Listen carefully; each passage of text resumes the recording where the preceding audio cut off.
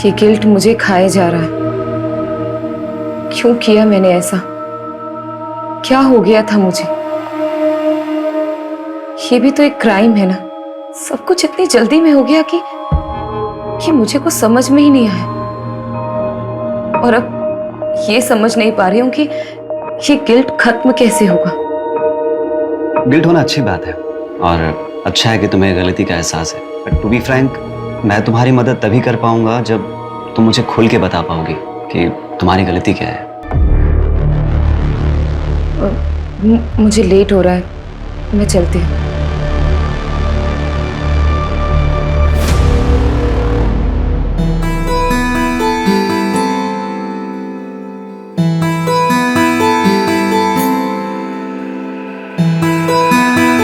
Section में doctor Prabha के पास जा रही हूँ। मम्मी की रिपोर्ट्स दिखाने हैं, सेकेंड ओपिनियन ले रही हूँ। अबे तो काजल, मैं चलता हूँ ना साथ में। नहीं, मैं चली जाऊंगी। आज तुम्हारी छुट्टी है ना, तुम रेस्ट करो। ओके ठीक है, बाय। अनिल, ये तीनों पोस्टर्स ओके हैं। एक काम करो, इनकी आज ही प्रिंट निकलवाओ, ठीक है? और 20-20 फीट की होर्डिंग्स पूरे पुणे में लगनी चाहिए। अंडरस्टूड? नमस्कार रति मैडम। अरे गावड़े जी, आप कुछ काम था आपको? नहीं, काम तो नहीं था। योगेश हमारे छोटे भाई की तरह था, तो मैं सोचा कि खुद आकर के आपको प्यार से समझाऊं। तो एक कॉल ही कर लेते ना। इस उम्र में इतनी तकलीफ क्यों दे रहे हैं खुद को? आप अकेली औरत मैडम, कैसे करोगी ये सब? धूप में घूम घूम कर मुरझा जाइएगा। अरे आपके त्वचा देखकर लगता है कि आपको पार्लर जाना चाहिए, स्पा कराना चाहिए। क्या ये सब इलेक्शन और वोट के चक्कर में आप पड़े? आप एक अकेली औरत से डर रहे हैं क्या? अरे डरे नहीं मैडम जी, हम चाहते हैं कि आप हमारे पार्टी ज्वाइन कर लें। पैसे वैसे की कभी कोई कमी नहीं होने दी, बस कभी कभार खुश कर दीजिएगा। दोबारा अगर यहाँ दिखे ना तो पुलिस में कंप्लेन कर दूंगी तुम्हें। Get out!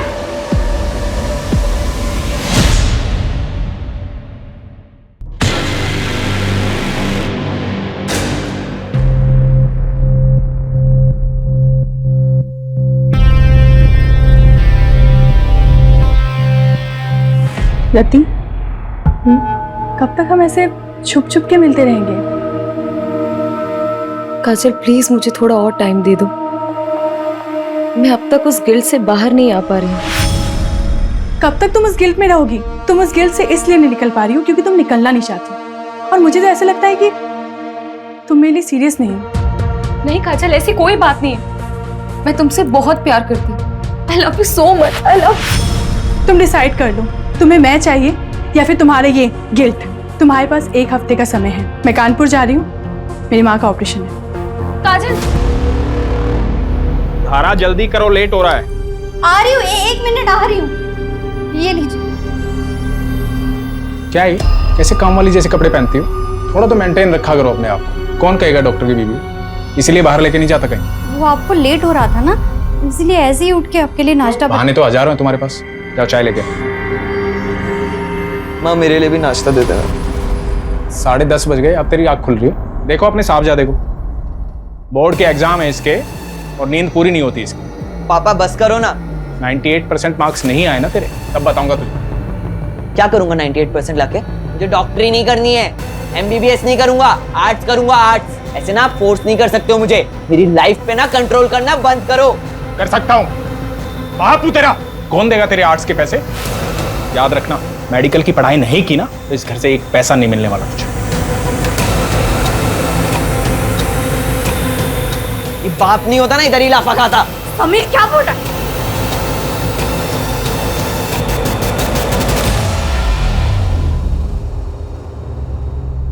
माता जी, ये दवाई मैंने लिखी है और ये हमारे कैंप की तरफ से फ्री है। जुग जुग जियो बेटा, तुम बहुत ही अच्छा काम कर रहे हो। भगवान तुम्हारी सारी मनोकामना पूरी करे।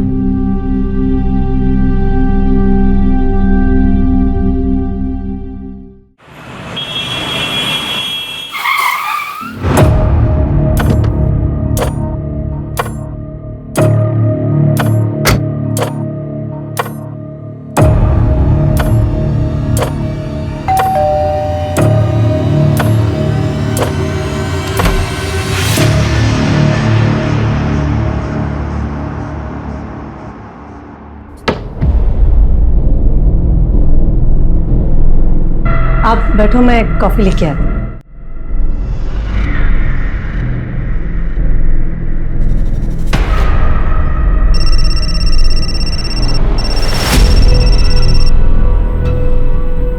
रवि, वो मैंने आपसे जो 2 लाख रुपए मांगे थे ना बैंक से निकालने के लिए, वो प्लीज लेके आना। सारा फालतू चीजों के लिए पैसे नहीं है मेरे पास, पहले भी कई बार बोल चुका हूँ मैं। रवि, आप अच्छे से जानते हो मैं पैसे वेस्ट नहीं करूंगी, मुझे जरूरत है इसीलिए मांग रही हूँ।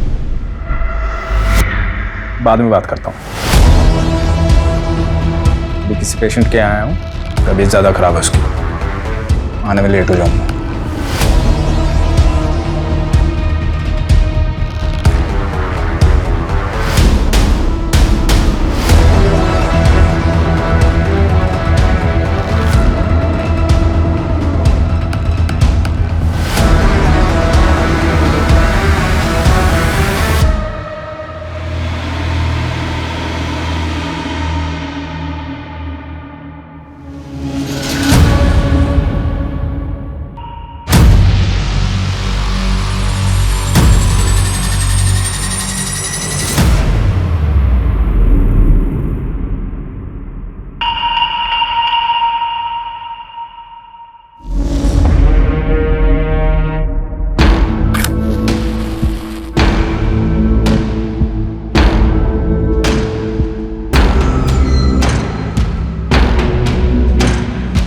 अरे वाह, महंगी वाली, क्या बात है।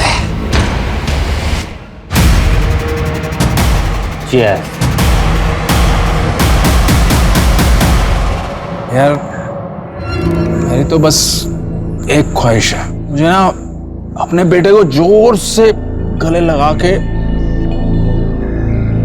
आई लव यू बोलना है। अरे रवि बाबू, आपके दुख की दवा तो आसान है। आप ना अपने बाप वाली ईगो ना साइड में रख के अपने बेटे को जोर से गले लगा के आई लव यू बोल दो। बिल्कुल। पर मेरे दुख की दवा नहीं है बाबू, 28 का हो चला हूँ पर कोई मिलती ही नहीं है।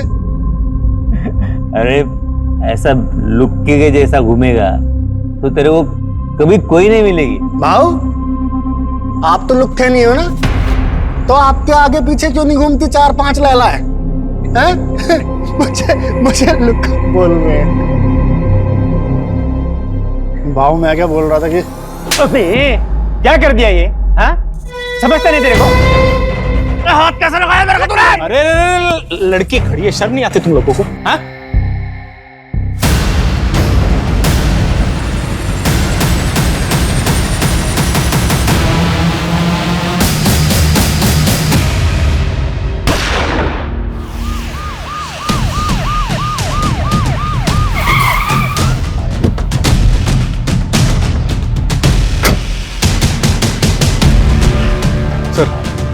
बड़ा ही अजीब क्राइम सीन है, देखिए।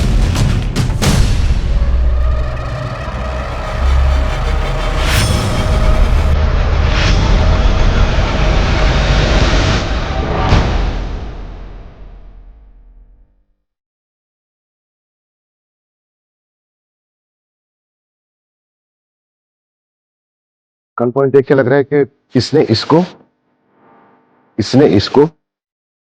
और इसने इसको शूट किया है। और सर, माहौल देखकर लग रहा है कि कल रात पार्टी चल रही थी। और देखकर यह भी लग रहा है कि ये काम एक दूसरे की सहमति से किया गया है। आई मीन एक दूसरे की सहमति से एक दूसरे को शूट किया गया। मतलब मास सुसाइड। सर, ये 2 आईडीज मिली। इसका नाम प्रदीप शर्मा है और ये डॉक्टर रवि का। डॉक्टर रवि यादव, यादव हॉस्पिटल का मालिक। तुम जानते हो इसे? हाँ, काफी फेमस डॉक्टर है। और ये तीसरा कौन है? सर, इसके पास से कोई आईडी नहीं मिली।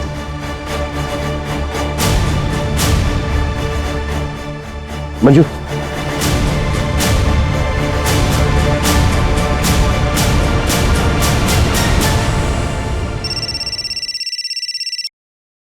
हेलो, क्या? माँ, क्या हुआ? समय पापा।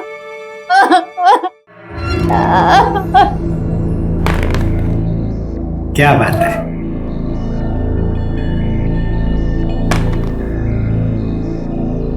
पापा, आपका 1 आया था, आपने 3 क्यों चलाया? मैंने चीटिंग नहीं किया। नहीं, आप चीटिंग कर रहे हो। चाय लो। आई देखो ना पापा, चीटिंग कर रहे हैं।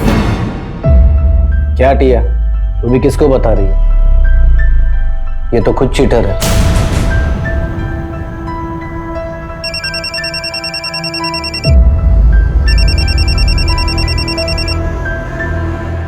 हेलो। हाँ मैं जानती हूँ प्रदीप को। क्या हुआ? क्या?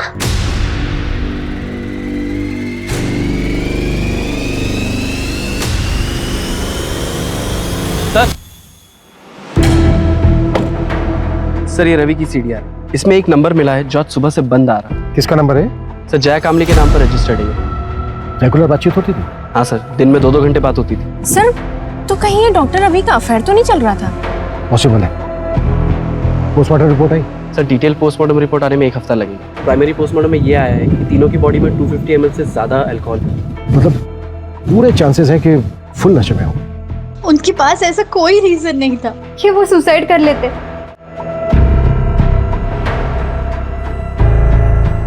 क्या आप लोग इन्हें जानते हैं? नहीं नहीं सर। नहीं। क्या इसको जानते हैं? नहीं जानते सर। जया कामली, शायद नाम सुना हो। नहीं जानते सर। श्योर? जी।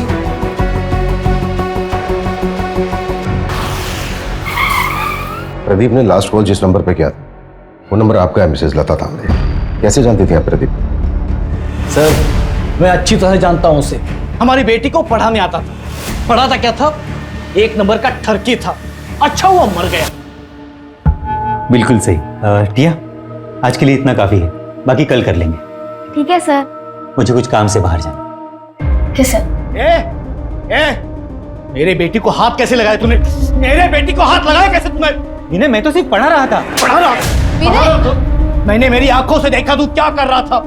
निकल मेरे घर से, निकल जा मेरे घर से। विनय, मेरे बेटी के आसपास भी दिखाई दिया ना तो जान से मार दूंगा तुझे मैं। ये टिया के साथ यहाँ गंदी गंदी हरकतें कर रहा है और तू यहाँ पे बैठ के मोबाइल पे गेम खेल रही है। चल अंदर, अंदर चल। मोबाइल पे बैठे बैठे खेलती रहती है वो। क्या बकवास कर रहे हो तुम? अच्छा मैं बकवास कर रहा हूँ और तुम जो कर रहे हो बहुत अच्छा कर रही हो तुम।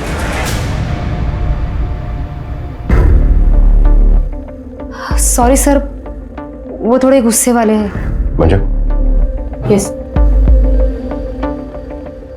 इन दोनों को देखिए। कभी आपने प्रदीप के साथ देखा है इन दोनों को? जानती हैं आप इन्हें? नहीं, मैंने नहीं देखा। प्रदीप की फैमिली में से जानती हैं किसी को?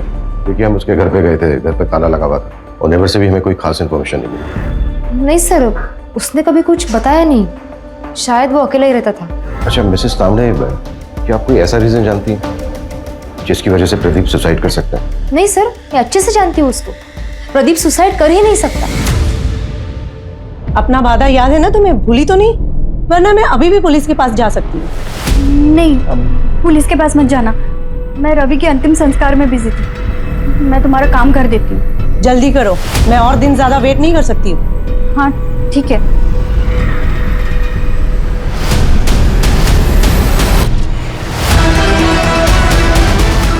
क्या इसको जानते हैं? नहीं सर।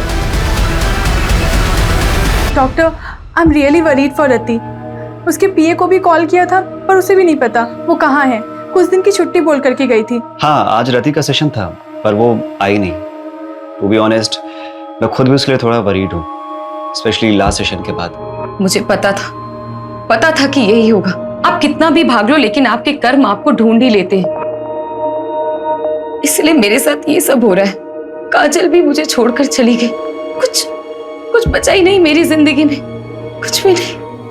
मैंने उसे बहुत समझाया था लेकिन वो मेरी बात समझने के लिए तैयार ही नहीं थी। अगर आपसे वो कांटेक्ट करती है ना तो आप प्लीज मुझे कॉल करके बता दीजिएगा। ओके।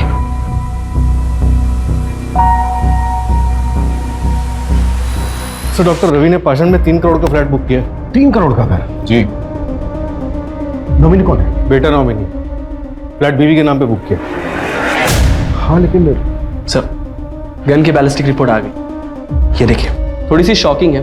रवि के पास जो गन थी उससे एक भी बुलेट नहीं निकली। प्रदीप और जो अननोन विक्टिम मिला है उनके गन से एक बुलेट निकली। लेकिन गोली तो तीनों को लगी थी। तो फिर तीसरी गोली किस गन से चली? सर अननोन विक्टिम के हेड में जो गोली मिली उसकी बैलिस्टिक रिपोर्ट बन रही है। 2 दिन में गन का पता चल जाएगा। इसका मतलब साफ है कि वहां पर कोई चौथा भी था। मुझे शुरू से ही लग रहा है कि वहां पर एक औरत भी थी जिसकी चूड़ी मिली थी हमें, और वो औरत वो यही हो सकती है। इंस्पेक्टर बिल्लू सिंह रिपोर्टिंग साहब। ए शामराव, लेकर जाओ इसको। हर हफ्ते का नाटक है। लॉकअप में डालो और शाम तक उसे छोड़ना कल। एक minute Manju. Shamrao. Yes sir. इसको बाहर लेके चलो। सूरज, बैंगलोर से लेके आओ। Okay sir.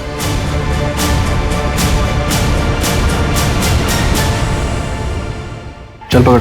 मिला गन? निशाना लगा उसमें। घबरा मत, निशाना लगा। शाबाश। हाँ, लगा निशाना।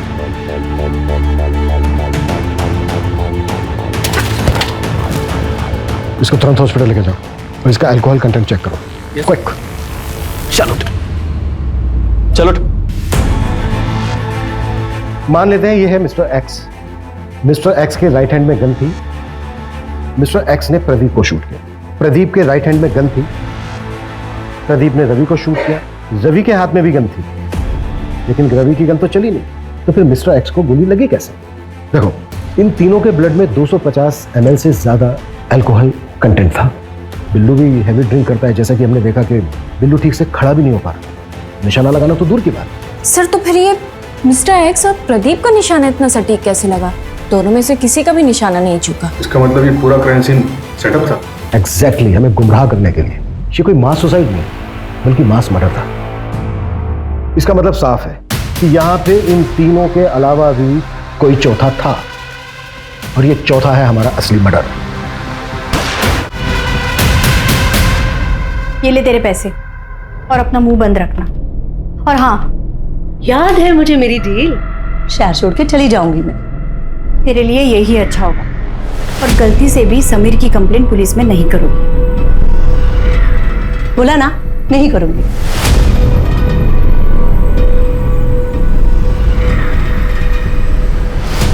सर, मैंने डॉक्टर रवि की वाइफ धारा के कॉल रिकॉर्ड चेक किया। उसमें एक नंबर मिला है जो जया कामली के नाम पर रजिस्टर्ड। ये उसका दूसरा नंबर है। और सर, अजीब बात तो ये है, धारा और जया की बात डॉक्टर रवि के मरने के 1 दिन बाद से शुरू हुई। तो कहीं वो चौथी लड़की ये धारा या फिर जया तो नहीं है?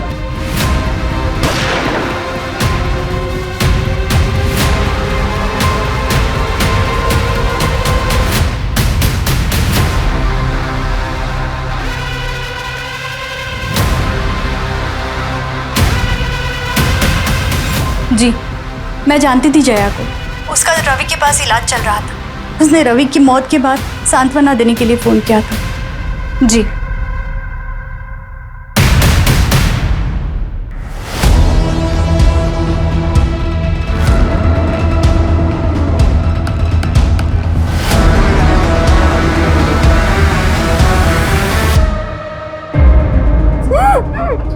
मेरे पापा से वापस मिलने की कोशिश की ना तो जान से मार दूंगा। मैं नहीं जानती। ए, नाटक बंद कर। मेरे पापा डॉक्टर रवि तुझसे मिलने आते हैं ना, तेरे साथ इधर गुलछड़े उड़ाते हैं ना। क्या चाहती है तू? उनकी प्रॉपर्टी? एक बात कान खोल के सुन ले, मेरे पापा की प्रॉपर्टी पे सिर्फ मेरा और मेरी माँ का हक है, समझी? सूरज, जया का मूवमेंट ट्रैक हुआ? मर्डर वाली रात को कहाँ थी? सर, जया का फोन तो उसके घर पे ही एक्टिव था और कोई ऐसा क्लू नहीं मिला जिससे ये पता चले कि जया क्राइम साइट पे गई।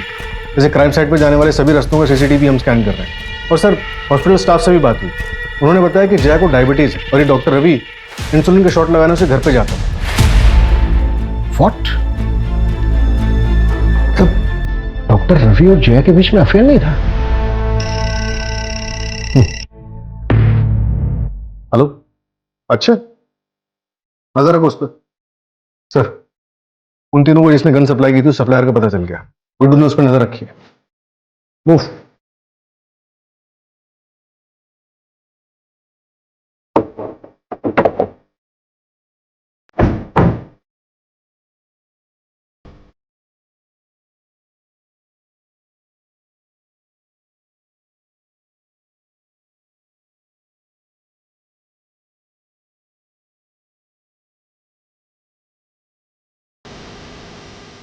हो गया ना, अच्छा खुदा पूरा करे। इन तीनों को गन तो नहीं सप्लाई की थी, इसको जानता है तू?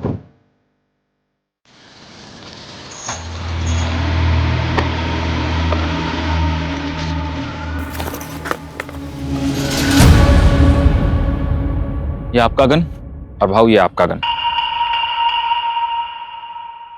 और अक्षय भाऊ ये खास आपके लिए। अरे अक्षय भाऊ ये क्या कर रहे हो आप? अरे यार बस ट्राई कर रहा था, सॉरी। इसमें गोली तो मैं तो ऊपर पहुंच जाता। गोली लाया? गोली दे। हाँ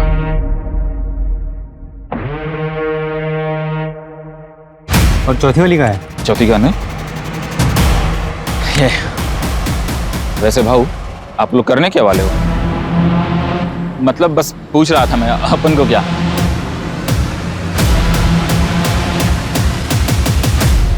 आलू? हाँ साहब, 3 लोग थे, 4 गन लेके गए और उनके पूरे सीट पे आलू भरे थे। ये जो तीसरा आदमी था इसका क्या नाम बताया तुमने? अक्षय नाम है उसका, यही कोरेगांव पार्क में ही रहता है। मेरा एक दोस्त है जो उसका पड़ोसी है, तो उसी ने डील कराई थी। इस अक्षय का घर परिवार? घर परिवार तो नहीं पता साहब, लेकिन वो एड्रेस दे सकता हूँ। तो शायद ये मास सुसाइड ही था। शायद हाँ। गन इन तीनों ने खुद खरीदी। सवाल ये है कि चौथी गन किसके लिए खरीदी गई? तो शायद वो गन किलर के पास। इन तीनों ने और वो चौथा आदमी औरत जो भी कोई है, इन सब ने मिलकर ये प्लान किया होगा और फिर ये चौथा शख्स बैकआउट कर गया होगा। या फिर ये भी हो सकता है कि शुरू से इसका ये प्लान था। अब सवाल ये है कि ये चौथा शख्स कौन है और उस चौथे शख्स का इन तीनों के साथ क्या कनेक्शन? सबसे पहले हम इस कनेक्शन को ढूंढना। और सर वो आलू जो शाहिद ने बताया था, इतने सारे आलू सर तो समझ में नहीं आ रहा है। मैं तो बेहोश था हॉस्पिटल में, कल ही डिस्चार्ज हुआ हूं। मुझे तो पता ही नहीं था कि अक्षय इस दुनिया में नहीं। इस महीने मेरा ऑपरेशन है, 10,000 कम पड़ रहे थे, वो इसी जुगाड़ में लगा था। उसने जिंदगी में अपने लिए कुछ नहीं किया, मेरे पीछे ही परेशान रहता था। वो कभी आत्महत्या नहीं करता। देखिए चंदन जी, ये तो हम नहीं कह सकते, पर क्या आपकी जानकारी में कोई ऐसा है जो अक्षय को जान से मार सकता है? कोई ऐसा क्यों करेगा? सीधा साधा था मेरा बेटा, न नशा, न लड़की, न कोई और ऐसी, सिर्फ मेहनत करना जानता था। चंदन जी, ये 2 लोग हैं जिनकी बॉडी हमें आपके बेटे अक्षय की बॉडी के साथ मिली थी। आप जानते हैं इन्हें? नहीं, मैंने इनको नहीं कभी देखा। ठीक है चंदन जी, अभी आप अपने घर जा सकते हैं। मंजू, गायकवाड़ को बोलो कि इनके घर तक छोड़ दें।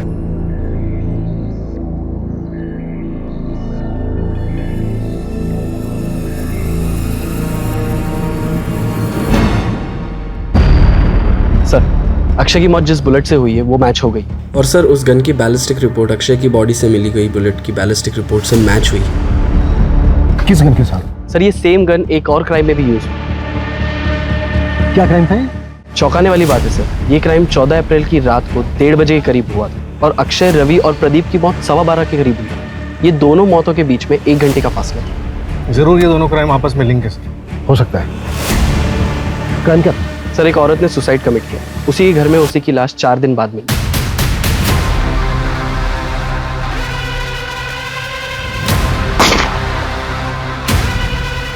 क्या यार अभी तुम? रति उठो ना, रति उठो। रति क्या हो गया तुम्हें? रति जादव नाम था, कॉपरेटर योगेश यादव की बीवी। कॉपरेटर योगेश यादव, इसने भी सुसाइड किया था ना?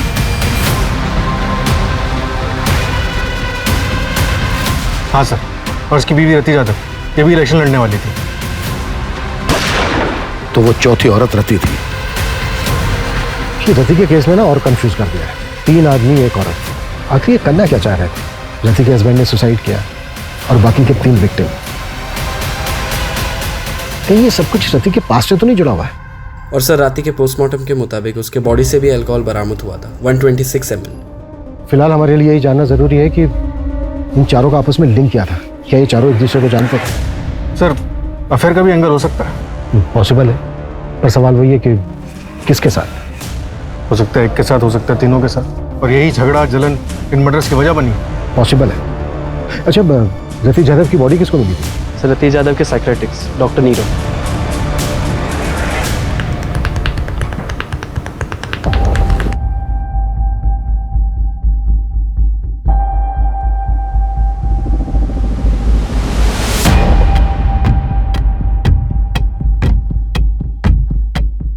हेलो सर, रियली सॉरी, आप लोग काफी टाइम से वेट कर रहे हैं क्या? नहीं, इट्स ओके।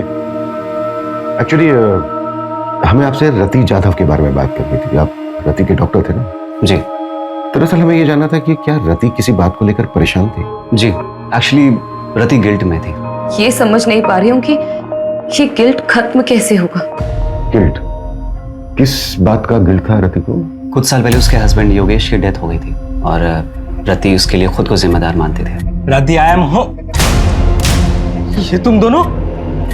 ये सब क्या हो रहा था? योगेश, योगेश मेरी बात सुनो। क्या बात सुनो तुम्हें शर्म नहीं है? मेरा नाम, मेरी इज्जत सब मिट्टी में मिल जाएगा। इलेक्शन कैंपेन स्टार्ट होने वाला है। तुम टेंशन मत लो, मैं और काजल कहीं दूर चले जाएंगे। मुझे छोड़कर सबको पता चल जाएगा। मेरा नाम, मेरा करियर, मेरी इज्जत सब बर्बाद हो जाएगा। योगेश मेरी बात सब सुनो। बर्बाद हो जाएगा। योगेश, योगेश,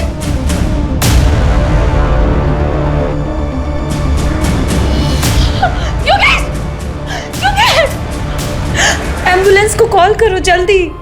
योगेश, योगेश,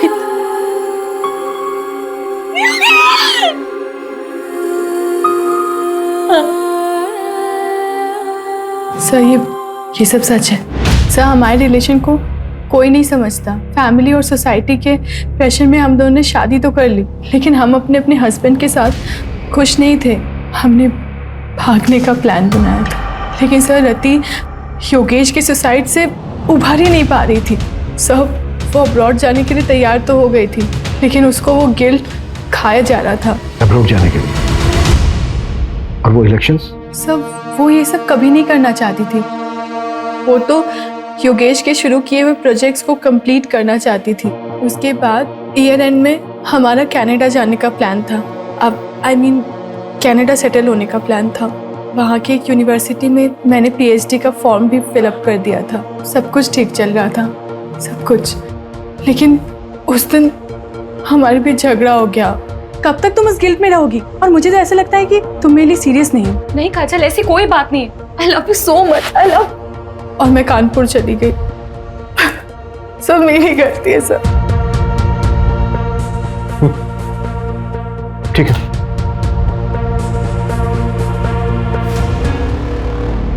सर प्रदीप ने मार्केट से 10 लाख रुपए उठाए थे और सर प्रदीप की लोकेलिटी में एक ज्वेलरी शॉप है, उसने वहां से 20 लाख के गहने ऑर्डर किए थे और सर उसने दुकानदार से कहा था कि वो अपनी बेटी के फ्यूचर के लिए इन्वेस्टमेंट करना चाहता है। कहाँ है उसकी बेटी? सर मैंने पता किया है, 13 साल पहले प्रदीप को एक बेटी पैदा हुई थी, लेकिन सर बच्चे को जन्म देते समय उसकी वाइफ की मौत हो गई थी। और सर उस नर्सिंग होम के रिकॉर्ड्स पता करते हुए हमें एक जाना पहचाना नाम मिला है जिसने उस वक्त उसी नर्सिंग होम में एक मरे हुए बच्चे को जन्म दिया था। कौन?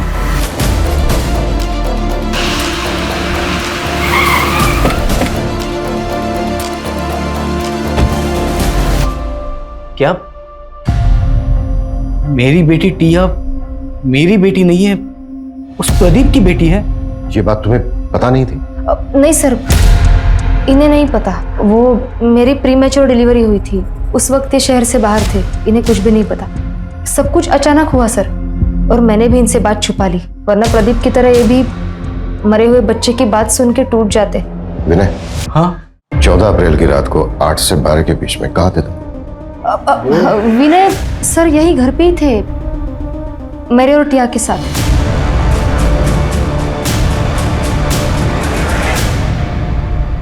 सर रति के बैंक रिकॉर्ड्स चेक करके पता चला है कि कनाडा की एक यूनिवर्सिटी में उसे 30 लाख रुपए की फीस भरी थी और अगले महीने उसे 70 लाख रुपए और भरने थे। प्रदीप ने 20 लाख रुपए के गहने ऑर्डर किए थे और डॉक्टर रवि ने 3 करोड़ का फ्लैट बुक किया। ये लोग इतने बड़े इन्वेस्टमेंट कर रहे थे, जबकि इनके अकाउंट में पेमेंट करने के लिए पैसे नहीं थे।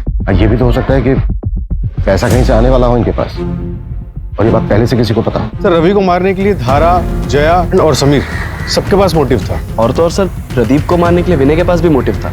और रति पॉलिटिकल फिगर थी, हो सकता है उसका कोई दुश्मन बन गया। थप्पड़ बहुत महंगा पड़ेगा मैडम जी। तुम्हारी यूनिवर्सिटी की फीस है 1 करोड़ रुपए। सतीश 30 लाख रुपए भर चुकी थी, राइट? जी। बाकी के बचते हैं 70 लाख रुपए, लेकिन रति के बैंक अकाउंट में 70 लाख रुपए थे नहीं, तो फिर वो बाकी के पैसे कहां से भरने वाले थे? सब नहीं काजल, लोन लेने की जरूरत नहीं है। मुझे पैसे डबल करने की एक अच्छी स्कीम मिल गई है, जिससे हम अपनी फीस भी भर सकते हैं। जितनी बड़ी रकम उतना बड़ा इनाम। ऐसी कौन सी स्कीम है? तुम ऐसे चक्रों में क्यों पड़ रही हो? काजल, ऐसा कुछ भी नहीं है, मैंने सब क्रॉस चेक किया है, सब जेन्युइन है, डोंट वरी। तुम ट्रस्ट करती हो ना मुझ पे? पैसे दुगने करने वाली स्कीम? एक मिनट, तुम इसके बारे में और क्या क्या जानती हो? रति ने मुझे बस इतना ही बताया था। बेटा मैंने मम्मी को मैसेज कर दिया है, अब मम्मी से ले लो पैसे। ओके ओके बेटा।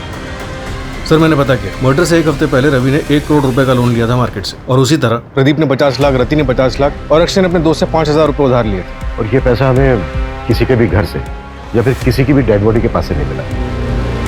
तो इसका मतलब सर वो? इसका मतलब साफ है, हम चौथे आदमी को ढूंढ रहे थे, लेकिन बाजी किसी 5वें आदमी ने मारी, और इस खेल का मास्टरमाइंड वो 5वां ही आदमी है।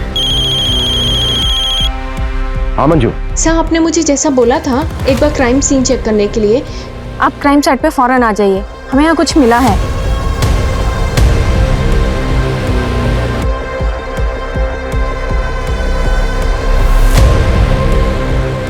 सूरज,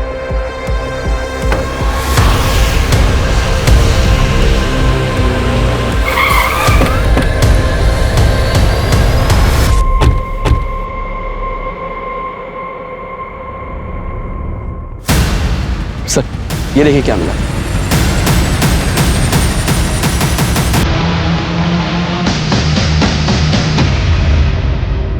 ये चल क्या रहा है? जमीन के अंदर मटकों में आलू। गन सेलर शाहिद ने उन तीनों को गन बेचते वक्त उनकी कार में बहुत सारे आलू देखे थे। Right sir. 4 डेड बॉडीज, इतने सारे सस्पेक्ट्स, पैसा दुगना करने की स्कीम। मुझे पैसे डबल करने की एक अच्छी स्कीम मिल गई है। मास सुसाइड करने का नाटक, और ये जमीन के अंदर इतने सारे मटकों में दबे हुए आलू। सूरज, हमें उस 5वें आदमी को जल्द से जल्द ढूंढना होगा, लेकिन फिर वही सवाल कि वो 5वां आदमी है कौन और कहां है? सर जैसे आपने बोला था, मैंने वो लाइन जितनी बड़ी रकम उतना बड़ा इनाम, उसके बारे में ऑनलाइन सर्च किया तो 10 साल पुराना एक केस गोरखपुर का मिला है। ये रही उसकी फाइल।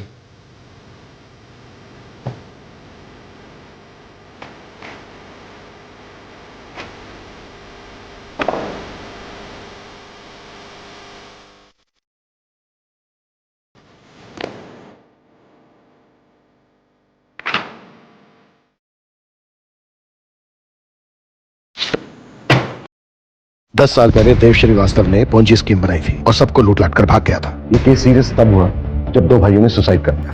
पुलिस ने खूब पूछताछ की थी देव श्रीवास्तव से, लेकिन उसके खिलाफ कोई सबूत नहीं मिला। फिर भी मैं गोरखपुर पुलिस से कांटेक्ट करता हूँ, पता करता हूँ कि देव श्रीवास्तव आजकल है कहाँ, है भी या नहीं। क्विक। सर, देव श्रीवास्तव 4 साल पहले मर चुका। एक और डेड है? नहीं सर, देव का एक बेटा है जो 2 साल पहले यहीं पुणे में शिफ्ट हुआ था।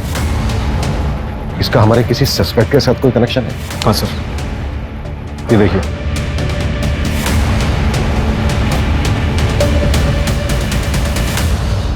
मेरे पास पैसे डबल करने की स्कीम है। ऐसा होता है क्या?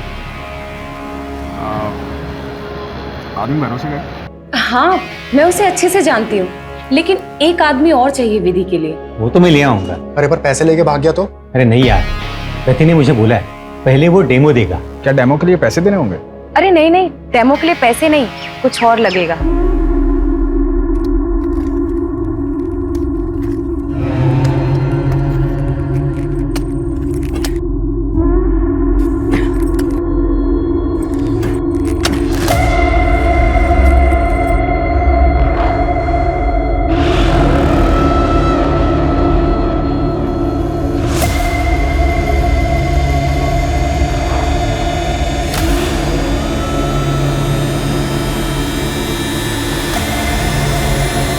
अब क्या करना है?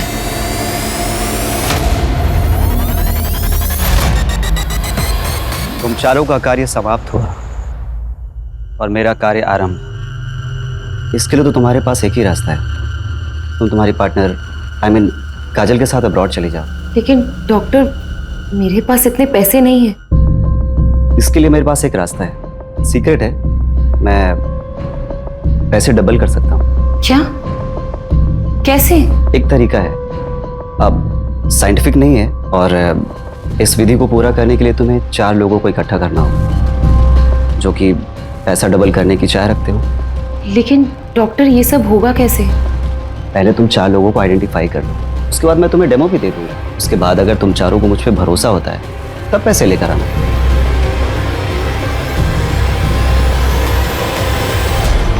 मुझे वरदान है कि मैं जरूरतमंद लोगों के पैसों को 2 गुना कर सकता हूँ।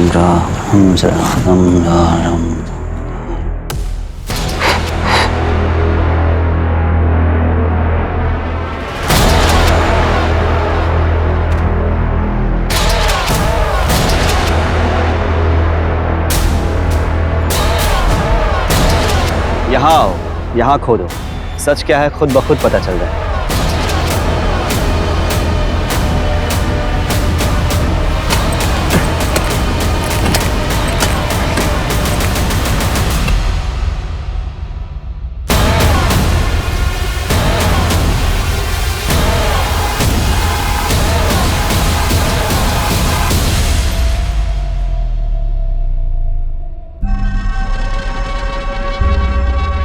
बाबा, आपने तो चमत्कार कर दिया। हम पैसे भी लाए, उन्हें भी आज 2 गुना कर दो। पैसों को 2 गुना करने के लिए इससे भी मुश्किल विधि करनी पड़ी। मैंने रति को बताया था, इसके लिए शस्त्र की भी पूजा होती है।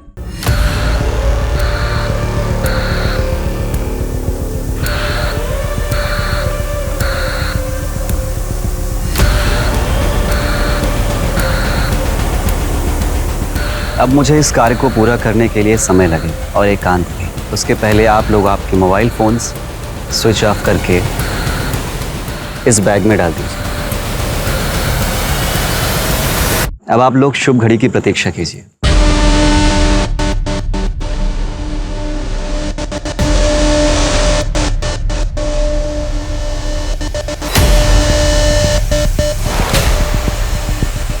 भाव मैं क्या बोल रहा था कि क्या कर दिया ये? हाँ, समझता नहीं तेरे को? हाथ कैसे लगाया मेरे को तूने? तो छोड़ो क्या कर रहे हो यार, छोड़ो। क्यों झगड़ा कर रहे हो तुम दोनों? अरे दे दारू पियो ना।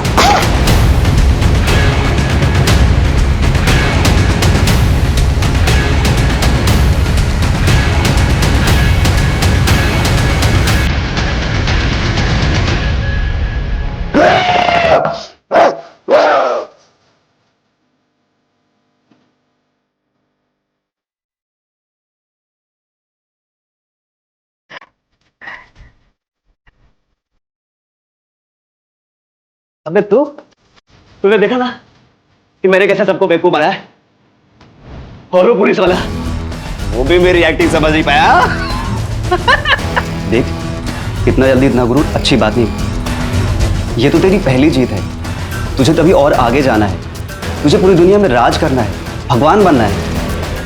हाँ, तू सही कह रहा है। मुझे भगवान बनना है, जो सबको अपने इशारों पे नचाता है। सबसे शक्तिशाली मुझे भगवान बनना है। लेकिन अगर पुलिस को पता चल गया तो तुझे कैसे पुलिस पकड़ सकती है? तो अब आगे क्या कर रहे हैं? हम दोनों मलेशिया भाग जाएंगे अब।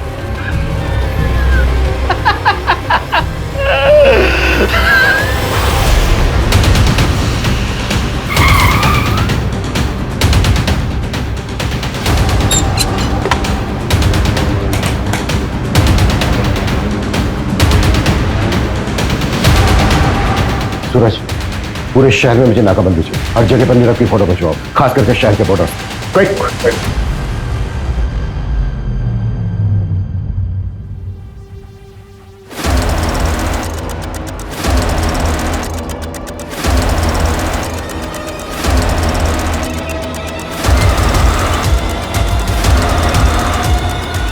आप लिसन, तुम रूम में जाके शैंपेन निकालो। ओके। मैं बस 2 मिनट में आया। मैं बस 2 मिनट में आया। 2 मिनट नहीं बेटा, तेरे को बहुत लंबा समय लगने वाला है। अब लेके चलो इसको। अरे सर मेरी बात। सर मार लेना, जी भर के मार लेना, लेकिन पहले ये तो बताओ कि मुझे ढूंढा कैसे? मैरीगोल्ड, यही पोस्ट कार्ड था ना तेरे केबिन की वॉल पर। कहने में लगा कि ये कोई होटल है। पिछले 6 महीने में कम से कम 60-70 होटल गए होंगे, पर तू कहीं नहीं मिला। फिर मैं पता चला, ओ नहीं, ये कोई होटल नहीं है, बल्कि ये तो मुंबई का एक्सक्लूसिव मेंस सीक्रेट क्लब है। एक पोस्ट कार्ड से क्लब तक पहुंच गया। तुझे क्या लगा तू ही जीनियस है? तेरे जैसे फ्रॉस्टर्स अपनी झूठी शान में पैसा उड़ाने के लिए एक क्राइम करते हैं। फ्रॉड नहीं, जीनियस हूं मैं। अपने इशारे पे लोगों को नचाता हूं, और वो चारों तो अपने लालच की वजह से मारे गए। मेरा उसमें कोई रोल नहीं। वो चारों लालची, और तू निर्मोही जिसे कोई मोह नहीं। अरे तूने तो उस अक्षय तक को नहीं छोड़ा। वो बेचारा 5000 रुपए डबल करना चाहता था, पता है क्यों? ताकि वो अपने बीमार बाप का ऑपरेशन करा सके। आत्मी लक्ष्मी को कौन जाने देना चाहता है? मैंने तो बस एक शतरंज की खेल की तरह जाल बिछाया, जो फंसा हो गया। बेटा अब हम तुझे भी नहीं जाने देंगे। अब अपनी पूरी जिंदगी जेल में खेलना था। बराबर। ये बता, तू आलवों को डबल कैसे करता था? वो तो मैं पहले से गाड़ के रखता था, पर लालचियों को मेरी ये मामूली सी ट्रिक भी समझ में नहीं आई।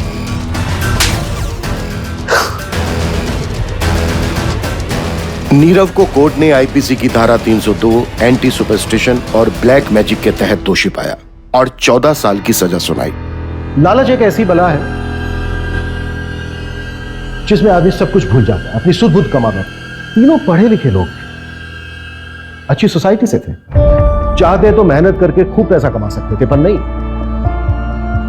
सब कुछ भूल भाल कर जल्दी जल्दी पैसा कमाने के चक्कर में अंधविश्वास में फंस गए और अपनी जान गंवा बैठे। फिर मुलाकात होती है एक और केस के साथ। जय हिंद।